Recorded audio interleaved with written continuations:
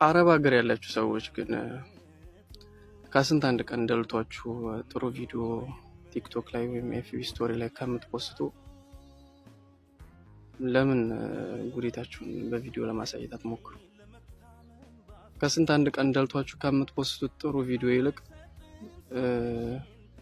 በጣም ብዙ የምታሳልፉትን ችግር በቭሎግም በብዙ ነገር አይነት ቲክቶክ ላይ ሶሻል ሚዲያ ላይ ብታወጡት ዛሬ ላይ መጣሉ የምትልሽ እህትሽ ወይም ወንድምህ ሀሳባቸውን ያስቀይራቸዋል ብዬ አምናለሁ።